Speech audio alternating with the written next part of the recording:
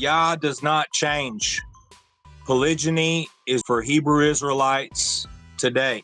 You brought your dukes. You seem like you're ready to fight with the scriptures. I got the smoke, bro. I got the smoke. I'm telling you.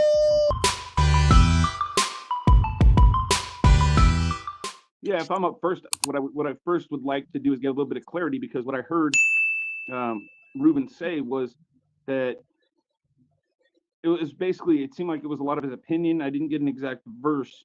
So to start out, to be fair, I would like to get his verse or two, collection of verses on why his opinion is the way it is, because I really didn't hear an exact verse. So I'd like to get like a clarifying, a starting point.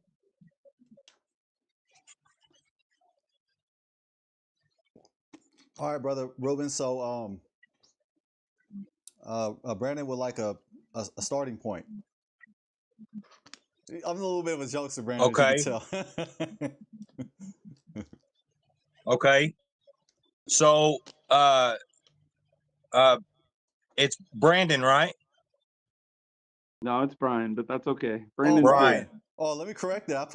Brian. I said Brandon. I've been calling you Brandon the Brandon whole time. works for me. It's all right. My name Oh. could be Sammy. Who? I mean, it don't matter, bro. No, I'm gonna get it right. Don't matter. Don't matter. Go ahead, though. Well, yeah, I just wanted to, I'm not trying to, at no point will I ever, I don't think I'll get too pushy with it. But yeah, I'd like to hear a little bit of background from the Old Testament or Tanakh or Torah.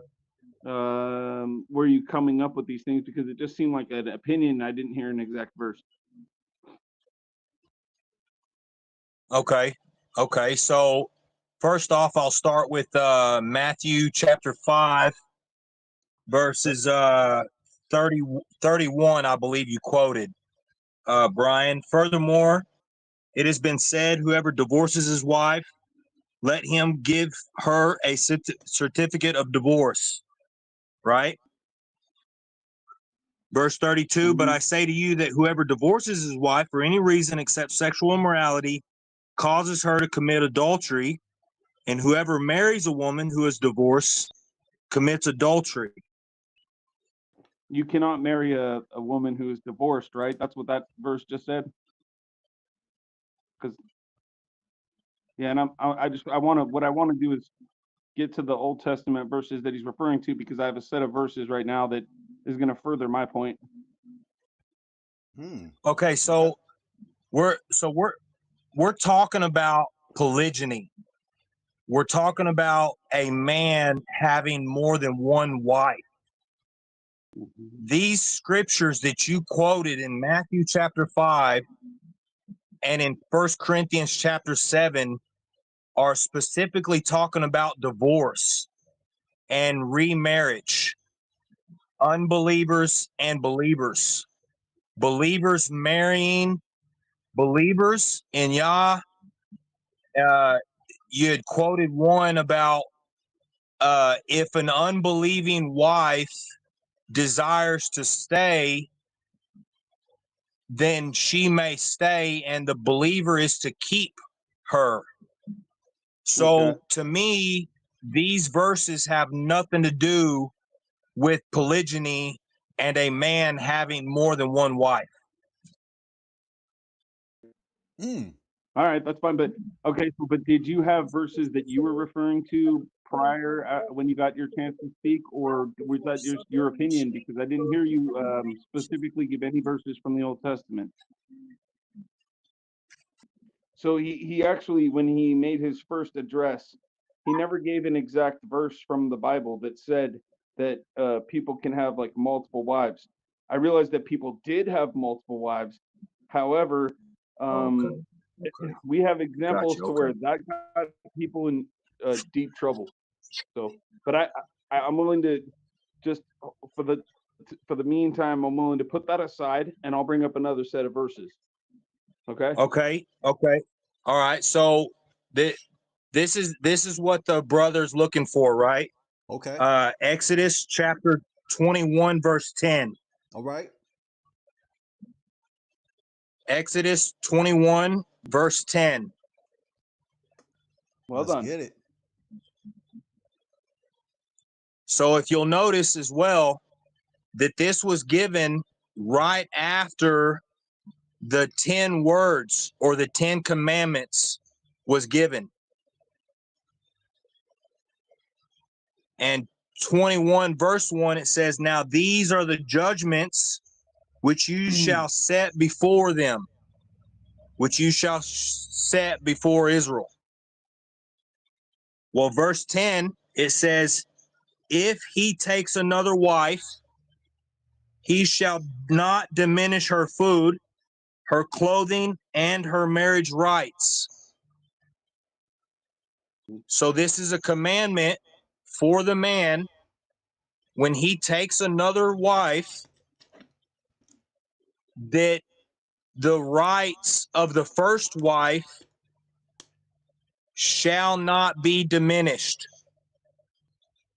so that both women are treated equally in those rights. And I will say this in closing, that Abraham, Jacob, Moses, Gideon, David, Samuel's father, all those men had more than one wife. Good job. That's actually a good representation of what you were trying to say. I appreciate that, because you did pull out a verse, and that's at least commendable. Yeah, for sure, for sure. Yeah, and by the way, Exodus 21:10 that Brother Ruben read from, I showed on screen. That way we all was able to read along. And yeah, Brother Ruben answered Brian's request in regards to pulling out a scripture. So, Brother Brian, the floor is yours. I got the rebuttal for it though. And some of you, I know you guys know scripture, so you're not going to be shocked. I know you're not going to be shocked, but let's go to Matthew 19:7 through 9. Matthew 19:7 through 9. I got you. So the key point that I'm trying to hinge my opinion on, I suppose it could be called an opinion or the argument on, whatever you want to call it, would be because of the hardness of your heart. Now, let's go ahead and turn to Ezekiel 36:26. Oh, okay, you don't want to elaborate more on Matthew 19:7 to 9, or you're good?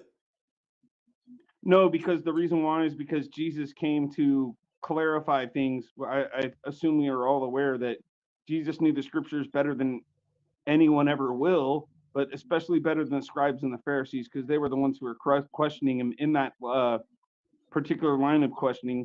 So then what we have to do, if we want to understand what the word hardness of heart and what is going on with the promise to soften the hard heart, then we would go to Ezekiel 26. Okay. 36 and verse 26.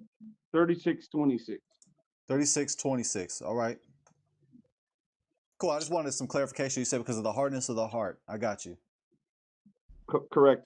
So then now you should probably read all over that, around that area. I'm only going to read one portion of it because I'm aware of what it's talking about, and I don't need to give a lecture. But moreover, I will give to you a new heart and put a new spirit from within you, and I will remove the heart of stone from your flesh and give you a heart of flesh. So something is being talked about by Christ in that he's pointing back in verse from Matthew in the verses we just read, that the heart of stone will be taken away and the heart of flesh will be given back. So there's something to be said that there's a it's not necessarily that there was ever a rule change there, because obviously there's a heart of stone. The reason why people were allowed to divorce was because they did have a heart of stone or seek out several wives. But clearly the text, and especially in that verse right there, Ezekiel 36:26, is speaking about the heart of stone being replaced by a heart of flesh. So there's a little bit of explaining to do with somebody who's beyond the New Testament, because we understand that Jesus came, enforced the new covenant. The new covenant is going to write the laws on their hearts. it's going to soften their hearts and turn them into a heart of flesh rather than a heart of stone. So there's some credence to my argument. Wow, I appreciate that. Brother Reuben, would you like to respond to that? Sure. I'd be honored. So I'm just assuming, and I hope that you're not taking the heart of stone in reference to the stone tablets that were given to the children of Israel. Mm. That come to my mind, but I'm just curious as to how him giving us a spirit and a heart of flesh applies to this show that we're having right now, and on polygyny, and if polygyny is for today. And again, I would say that the scripture that you gave out of Matthew 19, verses 7 through 9. Again, I would say that this is just an overall instructions for a man when he marries. This is not instructions regarding marrying more than one woman. It says in Matthew 19, verse 7 through 9, they said to him, "Why then did Moshe command to give a certificate of divorce and to put her away?" He said to them, "Moses, because of the hardness of your hearts, permitted you to divorce your wives, but from the beginning it was not so. And I say to you, whoever divorces his wife except for sexual immorality and marries another commits adultery, and whoever marries her who is divorced commits adultery." So, yes, a Hebrew is not allowed to marry a divorced woman. And a man is allowed to divorce his wife for sexual immorality if he has one, or if he has 5. That doesn't change. So that's basically all I have. And as for the scripture in Ezekiel 36, he's just sharing with us that he's going to give us a heart of flesh, which means that he's going to write his Torah like Jeremiah chapter 31 through 33, right? He will write his law upon our hearts. Yah in the Torah dealt with men who had hard hearts, hearts of stone. So he promises us now that he will give us his ruach, his spirit, and he will soften our hearts and give us a heart of flesh and write his law upon our hearts. So again, just in closing, Brian, these scriptures that you're giving out of the Brit are just general instructions for a man dealing with his women.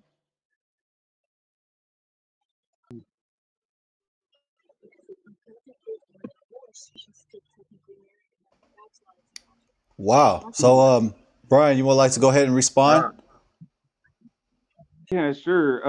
I think that he's completely missing the understanding of especially verse 9 in chapter 19 in Matthew. It says specifically, and I say to you, whoever divorces his wife except for immorality and marries another woman commits adultery. And well, furthermore, it was probably a different verse that I had, but whoever marries a woman that's divorced another person commits adultery. So, I mean, to be honest, I can't help but think of David in this example, which sucks because I love David. But I think he's misinterpreting the verses. He's not understanding that. Again, Jesus in verse 7, in verse 8 says, because of the hardness of your heart. And then in Ezekiel, it's saying that you're going to have a heart of stone and I will give you a heart of flesh. So it's saying that there's a new covenant that's enacted, and listening to Jesus and following what his teachings are, as well as his apostles, which there are several teachings that I tried to rattle off in 1 Corinthians 7. However, I'm sure I could find more, but those are the ones that are easiest for me to bring to the table in this discussion. Now, I'd like to pause there. Let me go ahead and pause. Let me go ahead and interject, Brother Ruben, real quick. I'd like to say, now the third guest who's in the back room, I pulled you up on YouTube. You are on YouTube. So go ahead and get your mic ready. I see that you got your scriptures, Ak. I see that you got 2 Bibles right in front of you. So you look ready to go, Ak. That's right. I see you locked and loaded. So what I'm going to do is I'm going to go ahead and I'm trying to remember who went, or Brother Brian went first. So that means Brother Ruben will close this discussion, this sparring match that we got going on. So Brother Brian, go ahead and give your closing statement. And Brother Ruben, go ahead and give your closing statement, because this is really good. This is really good. Both of you men know the scripts and bringing out some good points. However, I'm trying to keep time, within a timely matter. So I'm gonna go ahead and pass it to Brian, and then we'll go ahead, Brother Ruben, just pick it up from there. To just close out, it would just be as simple as this. Jesus, when he came forward, not only did he introduce new commandments, and some people will say he didn't, but I can prove that's the fact just from the black and white. He actually said that those who even look at a woman with lust in their heart are committing adultery. So he's introducing, he's not keeping the old commandments, but he's actually upping the stakes to let people know that actually they're sinning before they even actually commit any kind of particular action. So he's upping the stakes. And that's really all I'd have to add to it, because there's nothing else to add. I think it's pretty simple. Okay. I want to say real quick, much respect to you, Brian. I do want to say, man, that I think you should leave the Catholic Church, as I have. And, that's a long spiel. But I will say that I do recommend you leaving the Catholic Church and just taking some time away from it, so that you're not hearing their doctrines and their teachings, and then just going into your prayer closet and really seeking the Most High of where he would have you go, in the direction that he'd have you go. Because if you're in prayer and you're reading the scriptures, but then you're listening to perhaps false doctrines and false teachings, then it's not going to make sense. But if you were to take some time to just isolate yourself and really pray and fast, then I believe that Yah would show you another direction. So just real quick, about the scriptures that you gave, Matthew 19, 7 through 10. There was another scripture in Matthew 5. There was some more scriptures in 1 Corinthians chapter 7. That is dealing with a man who did not give the woman a certificate of divorce, and he was just putting her away. He would marry her, and then just put her away. But the certificate of divorce would actually set the woman free to marry again. So I do believe that a divorced woman with a certificate of divorce is allowed to marry again. So again, these verses that you gave absolutely do not deal with a man having more than one wife. Just a man and marriage and instructions on how to deal with a woman and divorce her or putting her away. And I'll say this in closing. Yeshua HaMashiach did not change the law at all. He did not bring any new commandments whatsoever. Everything he taught in the Brit lines up with the Torah, the prophets, and the writings 100%. And I'll also stand up for the Apostle Paul. He did not teach contrary to the Tanakh.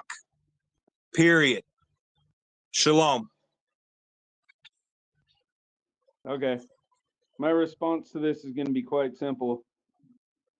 Brother Ruben, he gets the last response because you went first, Brian.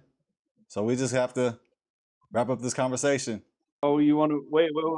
Hold on, because there's a couple things. Now he went way outside of the boundaries of what we were talking about. You gave your closing statement, Brian. But I'll go ahead. I'll give you some grace. Go ahead. I'll give you some grace. Go ahead. All right, there you go, Jaydon, because he's going outside of the actual boundaries of the subject at hand. So, and he's trying to shoot at Catholics. So I would say this: if I could show you a new command in the Bible, which is very easy, sir, you convert back to being a Catholic then, because if we just look at John 13:34, sir, let's go to John 13:34. You're going to become a Catholic again now, or else you're just a straight up liar. But John 13:34 says, "A new commandment I give you, that you love one another, even as I have loved you, that you also love one another."